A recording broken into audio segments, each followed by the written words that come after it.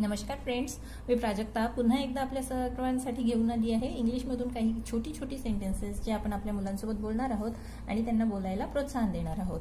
तर आज आपण पाहणार आहोत की घरामध्ये लहान मुलं असली की त्यांच्यामध्ये काहीतरी खोड्या चालू असतात, भांडणं चालू असतात आणि मग त्यावेळी आपल्याला काय शब्द वापरावे लागतात किंवा काय शब्दांची कमी पडते ते आज आपण पाहणार आहोत।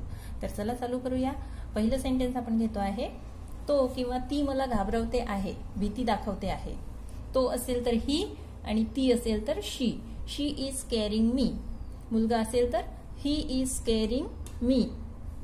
त्यानंतर दुसरं सेंटेन्स मग आपण म्हणतो की नको त्याला घाबरवू नको, डोंट स्केअर हिम। मुलगा असेल तर हिम आणि मुलगी असेल तर don't scare her, don't scare him और डोंट स्केअर हर। त्यानंतर तिसरं सेंटेन्स मागे हो, जस्ट बॅक अवे, मागे हो जस्ट बॅक अवे। त्यानंतर चौथं तो भीतीने थरथरतो आहे, बघ त्याला किती भीती वाटली, he is trembling with fear, he is trembling with fear.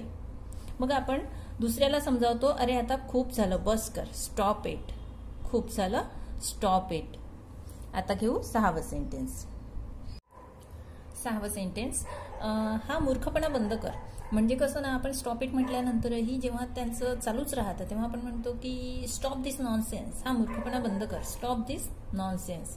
त्यानंतर आपण असं म्हटल्याबरोबर जोही कुणी खोड्या काढणारा असतो तो थोडा जर आपल्याशी उद्धटपणे बोलायला लागला तर आपण लगेच म्हणतो आवाज खाली कर किंवा आवाज कमी कर, lower your voice, lower your voice. म्हणजे आपण त्याला थोडी धमकी देतो की आवाज खाली कर, लोअर युअर व्हॉइस। त्यानंतर आपण आवाज चढवल्याबरोबर मुलाच्या मात्र डोळ्यातून लगेच अश्रू निघायला चालू होतात आणि मग आपण हे बघितलेलं आहे, डोंट क्राय, रडू नकोस। त्यानंतर आपण म्हणतो डोळे पुस, वाईप युअर आईज। मग आपण त्याला जवळ घेतो आणि लगेचच त्याची टर्न मग की त्याला आपण समजावतो वाईप युअर आईज, वाईप युअर आईज। त्यानंतर आपण त्याला समजावतो एका चांगल्या मुलासारखं वाग, बी अ गुड बॉय, किंवा मुलगी असेल तर be a good girl, be a good boy और बी अ गुड गर्ल। त्यानंतर आपण एकाची समजूत काढत असताना दुसरा मात्र आपल्याला खूप डिस्टर्ब करतो तेव्हा आपण त्याला म्हणतो तू थोडं थांब, stay a while, stay a while, while म्हणजे एक थोडा वेळ, क्षणभर थांब।